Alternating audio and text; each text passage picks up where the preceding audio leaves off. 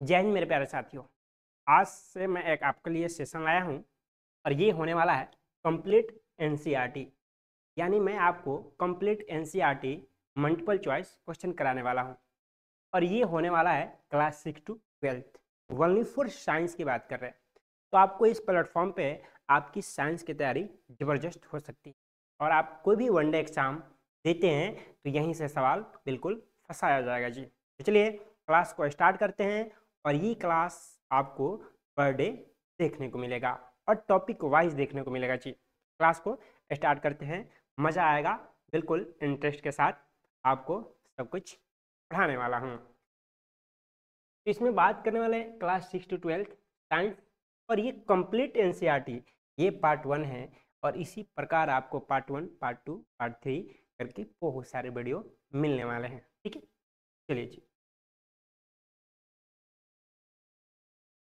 तो हमारे सामने पहला सवाल आ चुका है।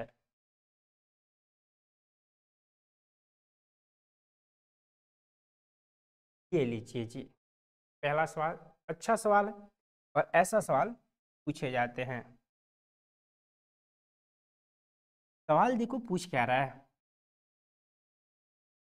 ग्रीन ले लेते हैं। ग्रीन कलर का कलर है, बढ़िया कलर है जी, हरियाली के प्रतीक है। कह रहे हैं कि वायु का दाब जैसे जैसे घटता है, यानी एयर का प्रेशर जैसे जैसे घटता है जी, तो एयर का प्रेशर जैसे जैसे घटता है वैसे वैसे द्रव का क्वथनांक क्या होगा। जब एयर का प्रेशर घटेंगे तो ये द्रव यानी लिक्विड का क्वथनांक क्या होने वाला है, तो ये भी आपका घट जाता है जी। ये भी क्या होता है, ये भी घटेगा। याद रखना, जब एयर की प्रेशर कम होता है ये द्रव का क्वथनांक जो होगा ये भी घटेंगे, यानी आपका आंसर होता है घटता है जी। ठीक है, चलिए अगले सवाल की ओर चलते हैं। नेक्स्ट दूसरा सवाल देखो, बढ़िया सवाल है। दूसरा सवाल कहता है कि गैस का द्रव में परिवर्तन कहलाता है। गैस का द्रव में परिवर्तन कहलाता है, यानी ये गैस है जी और ये लिक्विड। चलिए हिंदी में लिख देते हैं, गैस है और एक द्रव है। ये जो गैस है ये आपको द्रव में परिवर्तित होता है जी। ठीक है, तो गैस धीरे धीरे क्या होगा, ठंडा होगा ना, और जैसे जैसे ठंडा होगा तो द्रव में परिवर्तन होगा और उसी को हम क्या कहते हैं, संघनन कहते हैं। क्या कहते हैं जी, संघनन कहते हैं। ठीक है, गैस को द्रव में परिवर्तन संघनन कहलाता है, लेकिन कुछ और भी हो सकते हैं।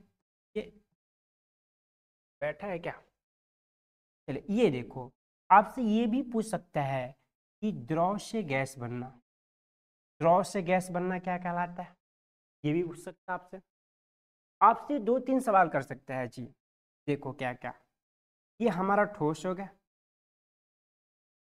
और ये हमारा द्रव हो गया जी और ये हमारा गैस हो गया। ऐसे सवाल पूछे जाते हैं, थोड़ा सा देख लो होता ऐसे क्या है। पहला बात ये है कि ठोस से द्रव बनना, ठोस से द्रव बनना, कोई ठोस है और द्रव में परिवर्तन हो जा रहा है, ये एक सवाल है। द्रव से गैस बनना क्या कहलाता है और गैस से ठोस बनना क्या कहलाता है, ये तो ठीक है। एक होता है द्रव से ठोस बनना जी, द्रव से ठोस यानी लिक्विड से ठोस बनना, तो जमना कहेंगे। और ये दूसरा है ठोस से गैस बनना, यानी डायरेक्ट ठोस से डायरेक्ट गैस में परिवर्तन हो जाना, द्रव में नहीं आना, डायरेक्ट ठोस से गैस में चला जाना। और एक होता है गैस से द्रव बनना। चलो सवाल आपसे पूछा, तो पहला बात कि द्रव से ठोस बनना जमना कहलाता है। कोई लिक्विड है और वो द्रव से ठोस बनेगा तो जमना कहलाएगा। क्या कहलाएगा, जमना कहलाएगा। और ठोस से गैस बनना यानी ठोस से डायरेक्ट गैस बनना, जैसे अगरबत्ती, अगरबत्ती ले लो या कपूर ले लो। कपूर जो पूजा पाठ में कपूर होते हैं, उस कपूर को हम जलाते हैं तो लिक्विड फॉर्म में नहीं आते हैं, वो ठोस से द्रव, ठोस से क्या होते हैं, डायरेक्ट गैस यानी धुआं बन के उड़ जाते हैं, वो लिक्विड में नहीं आते हैं। तो ठोस से गैस बनना आपको ऊध्र्वपातन कहलाता है। क्या कहलाता है? ऊध्र्वपातन कहलाता है। और गैस से द्रव बनना, और यही सवाल पूछा है कि गैस से द्रव में परिवर्तन क्या कहलाता है, तो ये संघनन कहलाता है। क्या कहलाता है जी? संघनन कहलाता है। ठीक है? यहाँ से ऐसे सवाल आपके पूछे जाते हैं। चलिए ये लो 3 नंबर सवाल। 3 नंबर कहता है कि वह ताप जिस पर ठोस, जो ठोस है, द्रव में परिवर्तित होता है कहलाता क्या है? कोई ठोस है और वो द्रव में परिवर्तित हो जा रहा है, यानी पिघल जा रहा है जी, और उसी को क्या कहते हैं? वो क्वथनांक कहते हैं। क्या कहते हैं? क्वथनांक कहते हैं। ठोस से द्रव में परिवर्तन क्या कहलाता है? क्वथनांक कहलाता है। ठीक है, चलिए 4 नंबर सवाल देख लो, बढ़िया सवाल है, ये भी मस्त सवाल है जी। कहते हैं कि पदार्थ के कणों को, जो भी पार्टिकल्स है, जो भी पार्टिकल्स के कण है, छोटा छोटा कण, ये सूक्ष्म कण होते हैं, एक साथ बांध कर रखने वाले बल कहलाता है जी। पदार्थ का जो भी पार्टिकल्स होते हैं उसको एक साथ जकड़ कर बांध कर रखने वाले बल को क्या? ऑप्शन आपके साथ है, अंतरा आणविक स्थान, ये स्थान की बात कर रही है तो होगा ही नहीं। बंधन नहीं जी, ये कोई बंधन नहीं है, ये अंतराणविक बल। हाँ, अंतराणविक बल, यानी ऑप्शन नंबर सी होने वाला है। इस बल के कारण पदार्थ का जो कण होते हैं एक दूसरे से ऐसे पकड़े रहते हैं, यानी बंधे रहते हैं, बंधन में बंधे रहते हैं। ठीक है, चलिए सवाल नंबर 5 को देखेंगे। 5 कहता है कि वह प्रक्रिया जिससे, वह प्रक्रिया जिससे इत्र की गंध वायु में चारों ओर फैल जाती है। सेंट परफ्यूम की बात कर रहा है कि वह प्रक्रिया कि इत्र का गंध यानी परफ्यूम का गंध चारों तरफ फैल जाती है। अगरबत्ती यहाँ चलाते हैं, उसका महक बाहर चले जाते हैं। घर में कुछ बन रहा है, अच्छा मीठा खट्टा कुछ भी बन रहा है, उसकी महक बाहर चली जाती है। ऐसा क्यों? तो ये जो हमारा होता है वाष्पन, नहीं जी, ये विसरण किसके कारण? ये विसरण के कारण वायु में चारों तरफ फैल जाता है। अगरबत्ती यहाँ जलाया, उसका धुआं बाहर चले गए, इसके कारण वायु में विसरण के कारण चारों तरफ ये फैल जाते हैं। 6 नंबर सवालों को देखें। 6 नंबर क्या कहता है? कहता है कि निम्न में कौन पदार्थ का मौलिक गुण है जी? और पदार्थ का मौलिक गुण है, पदार्थ स्थान घेरता है, उसके अंदर आयतन और द्रव्यमान दोनों होते हैं जी, उसे नंगी आंखों से देख सकते हैं। ठीक है, द्रव्यमान और आयतन होते हैं क्या? हाँ, ये पदार्थ का मौलिक गुण है जी। पदार्थ का मौलिक गुण कहता है उसमें द्रव्यमान और आयतन दोनों होते हैं। पदार्थ को हम नंगी आंखों से देख सकते हैं, हमारी आंखों के सामने जितने भी ऑब्जेक्ट दिखाई दे रहे हैं वही तो पदार्थ है, वही तो पदार्थ है जो हमें दिखाई दे रहे हैं। वो स्थान घेरते हैं जिसके अंदर मास होता है जी, वही क्या है? तो पदार्थ का मौलिक गुण द्रव्यमान और आयतन होने वाला है। 7 नंबर सवाल देखो। 7 कहता है कि पदार्थ के कण, पदार्थ के कण, अब ऑप्शन के ऊपर जाएंगे। पदार्थ के कण अति सूक्ष्म होते हैं, हाँ बिल्कुल, छोटा छोटा होते हैं जी। गतिज ऊर्जा युक्त होते हैं, हाँ एनर्जी होती है उसमें, एक दूसरे को आकर्षित करते हैं, बिल्कुल। जो पार्टिकल्स होते हैं एक दूसरे को अट्रैक्शन का गुण होता है, यानी एक दूसरे को वो आकर्षित करते हैं, बिल्कुल। ये तीनों सही है जी, यानी हमारा आंसर होने वाला है option number D G, right answer. ठीक है, चलिए 8 नंबर सवालों को देखिए। कहता है कि पदार्थ की कितनी अवस्था होती है? ठीक है, ये सवाल आपको 2 प्रकार से पूछता है। पहला कि पदार्थ की कितनी अवस्था होती है, ठीक है जी, 3 दिया है, 4 दिया है, 5 दिया, 6 दिया। अब आपको पता क्या है? आपको 3 भी पता है, आपको 3 भी पता है, और आपको 5 भी पता है, और ऑप्शन में दोनों दिया है, तो गुरुजी लगाएंगे कौन? ये भी तो सवाल बनता है ना, कि जब दोनों दे दिया तो क्या लगाएंगे? तो देखो सवाल कहता है क्या है कि पदार्थ की कितनी अवस्था होती है। तो पदार्थ की अवस्था तो 5 होती है, एक्चुअली में पदार्थ की अवस्था 5 होती है, लेकिन हमारे आसपास कितनी अवस्था होती है? 3 अवस्था होती है, ठोस, द्रव और गैस। हमारे आसपास यानी आसपास जी, जब आसपास पूछेगा तो हम 3 लगाएंगे, और ऐसे पूछेगा कि पदार्थ की कितनी अवस्था है तो आपको 5 लगाना है, ठीक है। चलिए,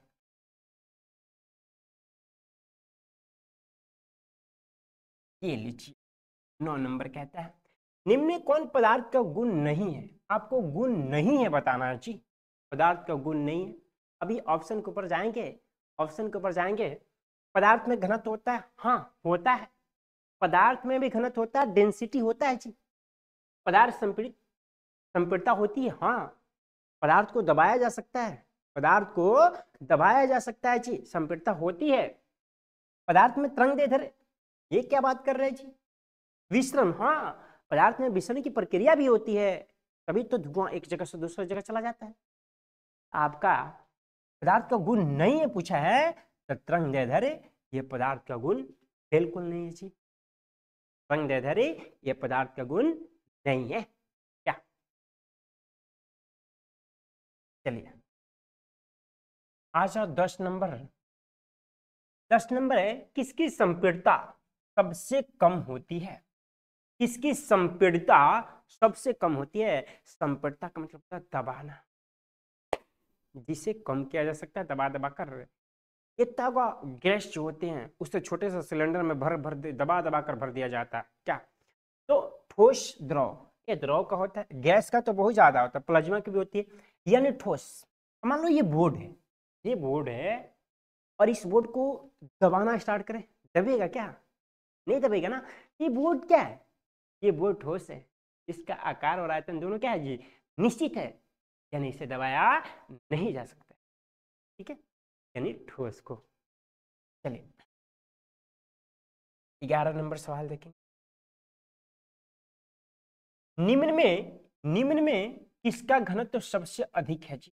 निम्न में किसका घनत्व सबसे अधिक है? निम्न में किसका घनत्व सबसे अधिक है आपको बताना है। ठोस, द्रव, गैस और प्लाज्मा। ठोस, द्रव, गैस और प्लाज्मा। ठोस, द्रव, गैस और प्लाज्मा। चलिए घनत्व बताना है, डेंसिटी, कि निम्न में किसका घनत्व सबसे अधिक है? तो ये ठोस का, द्रव का, गैस का, प्लाज्मा का।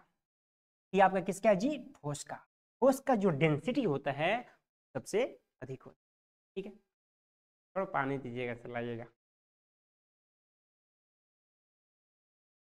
12 नंबर सवालों को देखेंगे जी।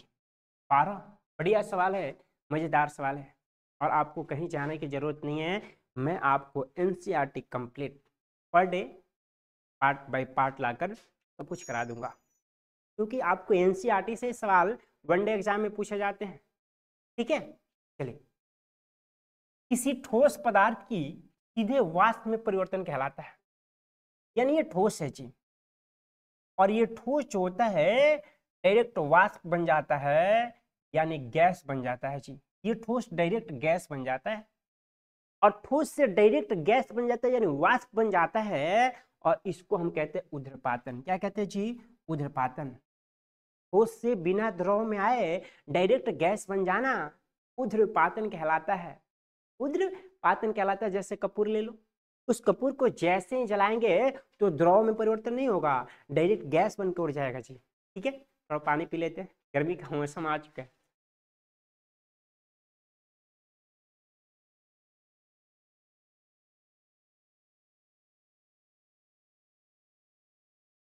चलिए जी 12 नंबर सवालों को देखेंगे। 13 नंबर, वाष्पन की प्रक्रिया से उत्पन्न होती है। वाष्पन की प्रक्रिया से उत्पन्न होती है, जैसे जैसे वाष्पन होगा हमें ठंडक महसूस होती है। कैसा? ठंडक महसूस होती है, यानी हमें क्या होगी? ठंडक महसूस होगी। वाष्पन की प्रक्रिया उत्पन्न होगी तो हमें ठंडा फील कराता है क्या? ठीक है, चलिए। लो ना, ये बढ़िया सवाल है, और बार बार पूछे जाते हैं ऐसा सवाल। ऐसा सवाल तो पूछे जाते हैं, चल ये कह रहे 100 डिग्री सेल्सियस ताप का केल्विन में मान क्या होगा। 100 डिग्री सेल्सियस ताप का केल्विन में मान क्या होगा। बढ़िया सवाल है, ऐसा पूछा जाता है। एक सूत्र याद रखना, ये आपका होता है, क्या होता है जी, तो के बराबर होता है टी प्लस 273, टी प्लस 273 होता है। केल्विन को जब सेल्सियस में बदलेंगे तो ये सूत्र फॉर्मूला लगेगा, के बराबर हमें केल्विन में बदलना है।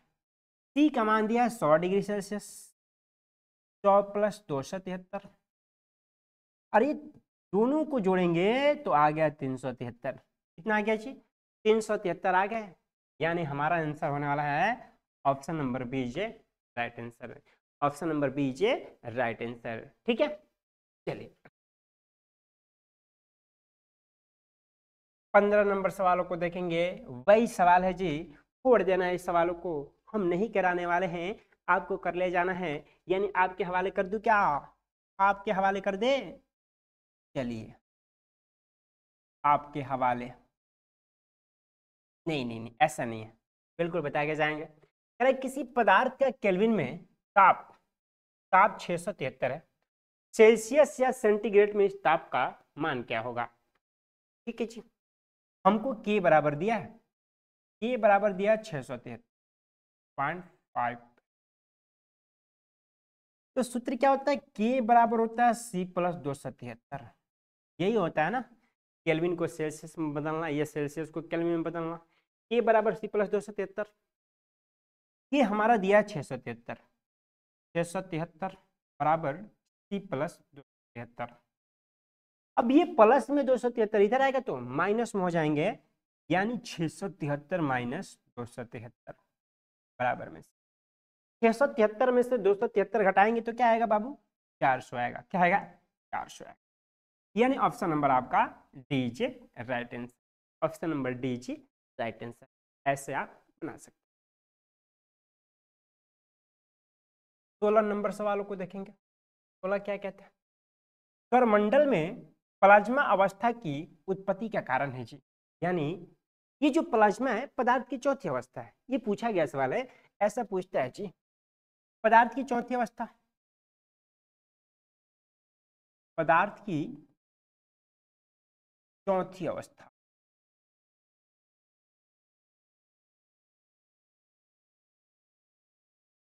पदार्थ की चौथी अवस्था का नाम क्या है, तो पदार्थ की चौथी अवस्था का नाम है प्लाज्मा, यही नाम है आपका। क्या, तो यही सवाल पूछा है कि सौरमंडल में प्लाज्मा अवस्था की उत्पत्ति का क्या कारण है। तो प्लाज्मा अवस्था की उत्पत्ति का कारण है आपका उच्च ताप, टेम्परेचर, हाई टेम्परेचर कारण है, और हाई टेम्परेचर के कारण ही प्लाज्मा का उत्पत्ति सौरमंडल में हो रहा है।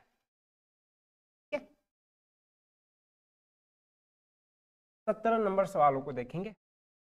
गर्म करने पर गैस का आयतन क्या होता है। जैसे गर्म करेंगे हम, गर्म गर्म करने पर गैस का आयतन क्या होगा, तो गैस का आयतन बढ़ेगा जी। गर्म करेंगे तो गैस का आयतन क्या होगा, आयतन भी बढ़ेगा। बढ़ेगा कि नहीं, बिल्कुल बढ़ेगा। 18 नंबर देख लो, ललुआ सा सवाल है, छुटकू सा सवाल है, इन सवालों को आपको कर जाना है। आर्द्र आयु में गीले कपड़े सूखते हैं। आर्द्र आयु में यानी नमी वाली वायु में, जहां कोई धूप ना निकले तो कैसे सूखेंगे, वो देर से सूखेंगे। क्या सूखेंगे जी, देर से सूखेंगे। यानी option number A is right answer. ठीक है, चलिए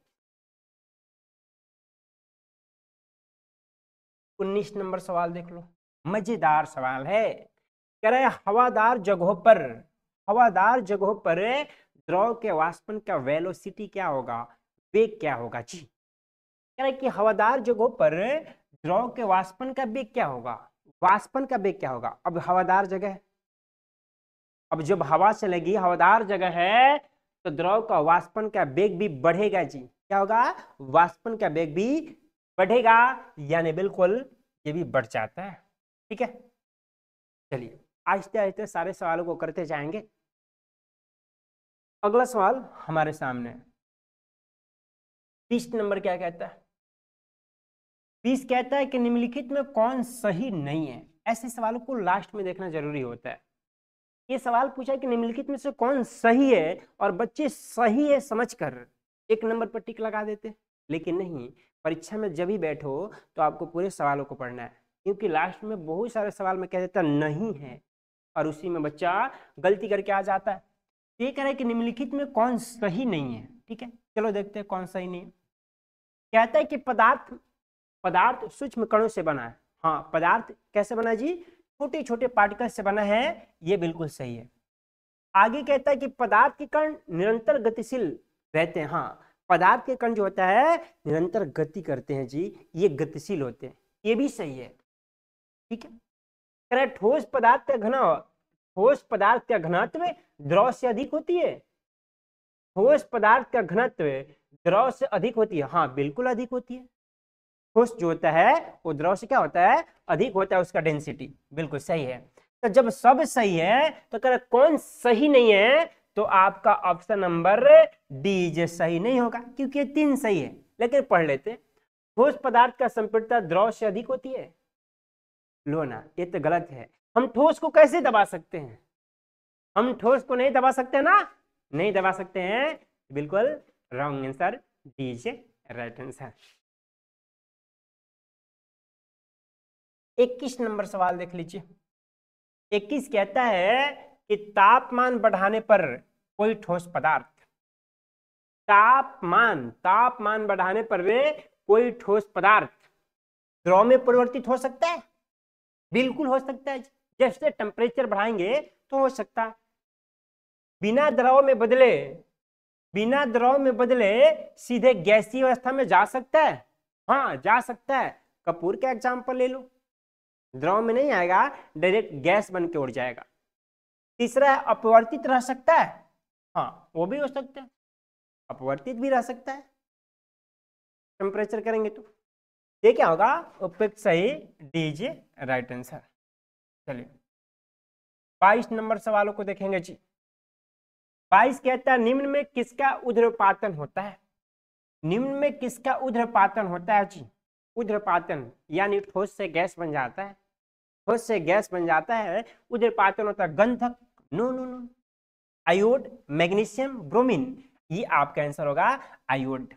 आयोड जी, मैग्नीशियम को फिरते हैं, पढ़ा है ना, क्लास 10 में पढ़ने को मिला होगा। ब्रोमीन एक अधातु है। ब्रोमीन क्या जी? ब्रोमीन एक अधातु होते हुए भी द्रव अवस्था में पाई जाती है। ये भी याद रखना, ब्रोमीन एक ऐसी अधातु है जो द्रव अवस्था में पाई जाती है। इसमें द्रव में पाई जाती है। चलिए 23 नंबर सवालों को देखेंगे। निम्नलिखित में कौन पदार्थ है जी? हाँ, निम्नलिखित में कौन पदार्थ है? बढ़िया सवाल है।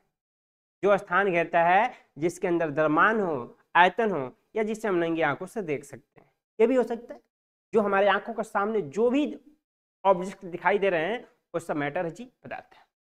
गंध ये गंध पदार्थ कैसे हो सकते हैं? ये गंध पदार्थ कैसे हो सकते हैं?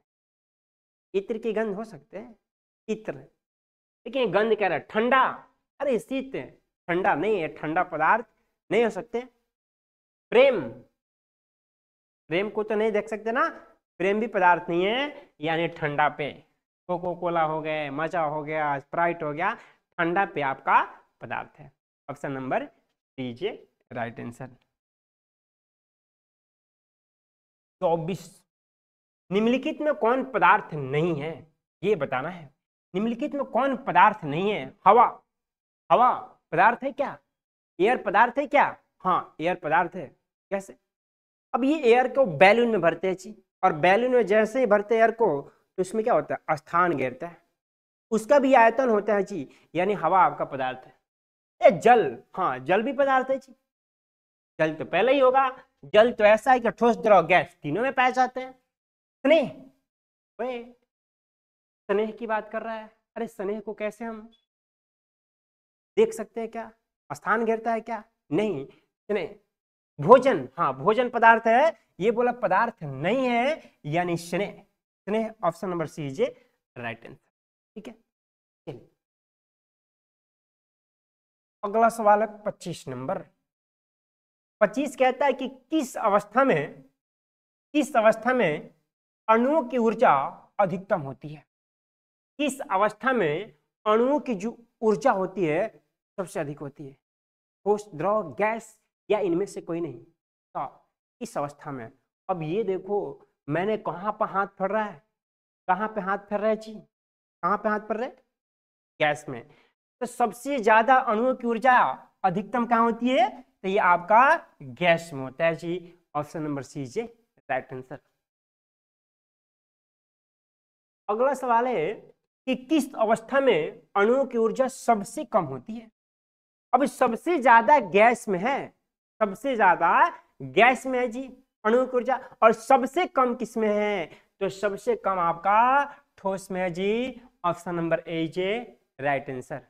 26 का क्या होने वाला है, ए होने वाला है, ए होने वाला है। ये लो, निम्नलिखित में द्रव में कौन अनिश्चित होता है, द्रव की बात पूछा है, निम्नलिखित में कौन द्रव में अनिश्चित होता है, ये बात कर लेते हैं। पहली बात कि ठोस, और ये जो ठोस होता है, इस ठोस में आकार और आयतन, ठोस में आकार और आयतन दोनों निश्चित होता है। क्या होता है जी, निश्चित होता है।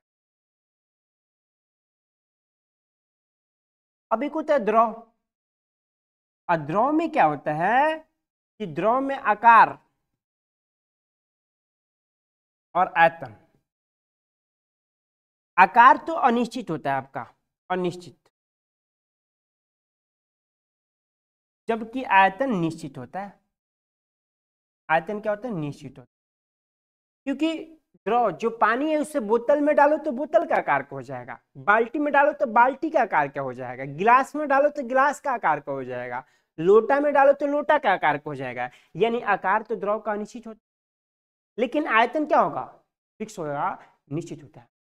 वही गैस में क्या होते हैं, गैस में आपको क्या होता है जी, तो गैस में जो आपको होता है, गैस में ये दोनों आकार और आयतन दोनों अनिश्चित होते, दोनों क्या होते हैं, अनिश्चित होते हैं। अब हमारा सवाल पूछा क्या है, पूछा निम्नलिखित में द्रव में कौन अनिश्चित होता है, तो द्रव में कौन अनिश्चित होता है जी, अनिश्चित आकार। कौन होता है, आकार, यानी ऑप्शन नंबर कीजिए राइट आंसर। ठीक है, चलिए 28 नंबर सवालों को देखेंगे। बर्फ का एक टुकड़ा, बर्फ, बर्फ क्या है, बर्फ ठोस है जी आपका, बर्फ क्या है, ठोस है। बर्फ का एक टुकड़ा जल की सतह पर तैरता है, बर्फ की एक टुकड़ा जल की सतह पर तैरता है, क्योंकि यह जल से भारी होता है। अरे भारी होता है तो डूब जाता ना, भारी होता तो डूब जाता। बर्फ और जल का घनत्व तो समान होते हैं, नहीं, बर्फ और जल का डेंसिटी समान नहीं होते हैं। बर्फ जल से हल्की होती है, हाँ, बर्फ जो होता है वो जल से हल्का होने के कारण वो पानी पे क्या करता है, तैरता है। बर्फ जो है जल से हल्का होने के कारण पानी पे तैरता है।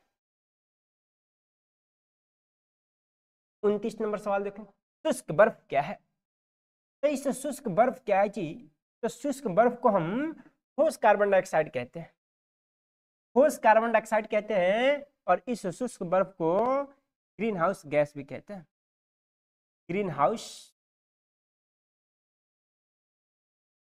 गैस भी कहते हैं। और ठोस कार्बन डाइऑक्साइड का सूत्र जो होता है CO2 होता है। क्या होता है, CO2 होता है। कभी कभी आपकी परीक्षा में पूछ लेते हैं कि कार्बन का संकेत क्या होता है जी, कार्बन, तो ये कार्बन का जो संकेत होता है आपका C होता है। परमाणु संख्या पूछ ले तो 6 बता देना, संयोजकता पूछ ले तो 4 बता देना, और अपरूप पूछ ले तो हीरा और ग्रेफाइट बता देना, हीरा और ग्रेफाइट बता देना, ये सब बताएंगे आपको, हीरा और ग्रेफाइट बता देना। हीरा का अपर्तनांक पूछ ले तो आपको 2.42 बता देना, सबसे ज्यादा होता है। ये ग्रेफाइट विद्युत का क्या होता है जी, सुचालक होते हैं, सुचालक होते हैं। ठीक है, ऐसा सवाल, ये सब सवाल पूछे जाते हैं, ये सारे सवाल आपके पूछे जाते हैं वनडे एग्जाम में। 30 नंबर देख लीजिए, निम्नलिखित में कौन तरल पदार्थ नहीं है, यानी लिक्विड नहीं है जी, निम्नलिखित में कौन तरल पदार्थ नहीं है, जल, पारा, हवा या लोहा। लोहा आपका तरल पदार्थ नहीं है, लोहा आपका तरल पदार्थ नहीं है, जिसकी परमाणु संख्या संकेत Fe, परमाणु संख्या 26 होता है जी। क्या होता है? 26 होता है। और लोहा का अयस्क क्या होता है? कि लोहा का अयस्क हेमाटाइट होता है, हेमाटाइट। और एक मैग्नेटाइट भी होता है। ठीक है, इन सभी बातों को याद रखना। पारा, पारा एक धातु है जी। पारा क्या है? पारा एक धातु है। पारा क्या है जी? एक धातु है। और इसका संकेत क्या होता है? तो Hg होता है। और ये द्रव अवस्था में होती है। कौन सी अवस्था में? द्रव अवस्था में। कमरे किताब पे द्रव अवस्था में होती है। जल का सूत्र भी कभी कभी पूछ लेता है। जल का सूत्र क्या होता है? H2O होता है जी, हवा, एयर। चलिए 31 नंबर सवाल क्या कहता है? 31 कहता है कि किसी पदार्थ के इकाई आयतन का द्रव्यमान को क्या कहते हैं? किसी पदार्थ की इकाई आयतन के द्रव्यमान को क्या कहते हैं? तो उससे हम डेंसिटी यानी घनत्व कहते हैं। क्या कहते हैं जी? घनत्व कहते हैं। घनत्व कहते हैं। आपको कभी पूछ लेता है दाब का ऐसे मात्रक क्या होता है जी? तो दाब का ऐसे मात्रक याद रखना, पास्कल। क्या होता है? पास्कल। ये पूछे गए सवाल है, पास्कल, पास्कल, ये पूछे गए सवाल। ठीक है, चलिए अगला सवाल 32। लो, क्या बात है, जबरदस्त वाला सवाल आया है, लंबा चौड़ा आया है। कह रहा है एक गिलास पानी में 2 चम्मच चीनी मिलाने पर, एक गिलास पानी में 2 चम्मच चीनी मिलाने पर उसके जल के स्तर में कोई परिवर्तन नहीं होता है, क्योंकि चीनी के कण क्या होते हैं? देखे होंगे, जैसे शरबत बनाते हैं, चीनी नींबू, चीनी नमक, चीनी पानी, शरबत मिलाते हैं। और शरबत जैसे हम बनाते हैं तो गिलास में पानी में जैसे चीनी डालते हैं तो पानी का स्तर नहीं बढ़ता है जी। नहीं बढ़ने का कारण क्या है? वाष्पीकृत हो जाते हैं, जल के कणों के बीच व्यवस्थित हो जाते हैं, जल के कण कणों से जुड़ जाते हैं, या इनमें से कोई नहीं। आपको बता दूं कि जलों के बीच में भी रिक्त स्थान होता है, पानी के बीच भी खाली जगह होता है, और उसी खाली जगह में चीनी जाकर व्यवस्थित हो जाते हैं, यानी जल के कण के बीच हो जाकर क्या होते हैं? व्यवस्थित हो जाते हैं, बैठ जाते हैं। ठीक है, 33 नंबर सवालों को देखेंगे। निम्न में से किसमें अंतराणविक स्थान सर्वाधिक होता है? निम्न में से किसमें अंतराणविक स्थान सर्वाधिक होता है? देखो तो यहाँ पे अंतराणविक स्थान ज्यादा है। ज्यादा होने के कारण क्या हो रहा है? अपने हाथों को हम चारों दिशाओं में क्या कर रहे हैं? फैला रहे हैं। चारों दिशाओं में क्या कर रहे हैं जी? फैला रहे हैं, यानी हवा में अंतराणविक स्थान सर्वाधिक होता है। ठीक है, 34 नंबर सवाल देख लो। दाब के प्रभाव से पदार्थ का आयतन कम होने की क्रिया को क्या कहते हैं? दाब के प्रभाव से पदार्थ का आयतन कम होने के प्रक्रिया को क्या कहते हैं? दाब यानी प्रेशर। प्रेशर दे देकर हम कम करते हैं आयतन को, यानी प्रेशर देकर आयतन को कम करते हैं, उसे संपीड़ितता कहते हैं। ये मान लो बड़ा सिलेंडर है, और ये बड़ा सिलेंडर है जी, इसमें गैस है, इसमें गैस भरा है। क्या भरा है? गैस भरा है। ठीक है, लो गैस भरा है, और इस बड़ा सिलेंडर को ये छोटे सा सिलेंडर में क्या करेंगे जी? भर देंगे। ये बड़ा वाला सिलेंडर का छोटे वाला सिलेंडर में भर देंगे। अब ये कैसे भरेंगे? इसका जो गैस है इसमें डालेंगे और उसे प्रेशर देंगे, दबाएंगे, और जैसे प्रेशर देंगे संपीड़ितता हो रही है ना, तो क्या कहते हैं? दाब के प्रभाव से पदार्थ का आयतन कम होने की क्रिया को क्या कहते हैं? संपीड़ितता कहते हैं। Option number A is right answer. 35 number सवाल देख लो। कह रहा है निम्न में कौन सबसे अधिक संपीड़ित है? निम्न में कौन सबसे अधिक, जिसे दबाया जा सकता है, जिसे प्रेशर देकर दबाया जा सकता है? लोहा? नहीं नहीं नहीं, लोहा कैसे? लकड़ी, जल, हवा। हाँ जी, हवा को, एयर को दबाया जा सकता है। ठीक है, चलिए 36 नंबर सवाल हमारे सामने आ गया है। क्या कहता है 36? चलिए जी देखते हैं। कह रहा है कि जिस तापक्रम पर द्रव के वाष्प का दाब वायुमंडलीय दाब के बराबर हो जाता है, उस द्रव को क्या कहते हैं जी? उस द्रव को क्या कहते हैं? बढ़िया सवाल है, मजेदार सवाल है। कह रहा है कि जिस तापक्रम पर द्रव के वाष्प का दाब वायुमंडलीय दाब के बराबर हो जाता है, उस द्रव को क्या कहते हैं? हिमांक कहते हैं, क्वथनांक कहते हैं, गलनांक कहते हैं, या ये तो होगा नहीं, ये हिमांक और गलनांक नहीं होगा, तो क्या होगा? तो उसे क्या कहते हैं जी? क्वथनांक कहते हैं। Option number B is a right answer. 37 number आ जाओ। निम्नलिखित में कौन पदार्थ का गुण नहीं है?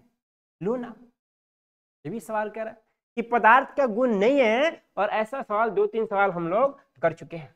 स्थान गिरता है, अरे पदार्थ तो स्थान गिरता है, द्रव्यमान होता है जी, आयतन भी होते हैं, और पदार्थ को हम नंगी आंखों से दिखाई नहीं देना। लो ना, पदार्थ को तो नंगी आंखों से देख सकते हैं, क्या हम आप लोग को नहीं देख रहे?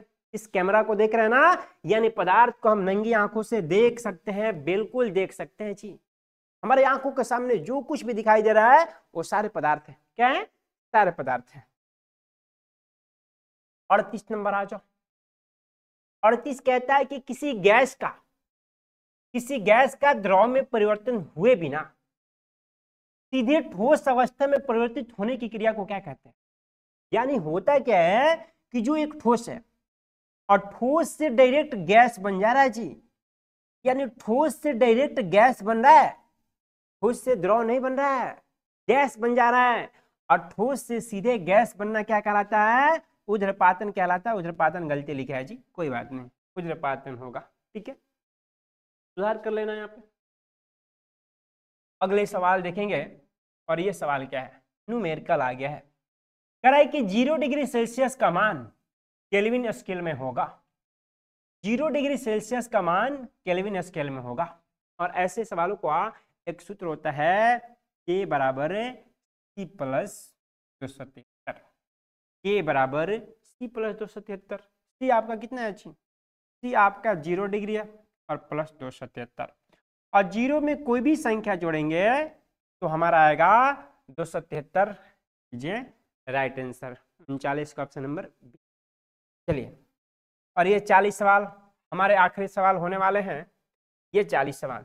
चलिए जी, कह रहे निम्न में कौन ठोस नहीं है? निम्न में कौन ठोस नहीं है ये आपको बताना है। मोम, गंधक, मैग्नीशियम या पारा, ये आपको बताना चाहिए, और ये हमारी आखिरी सवाल होने वाली है। और इन सवालों का आंसर आप लोग कमेंट में जरूर बताइएगा।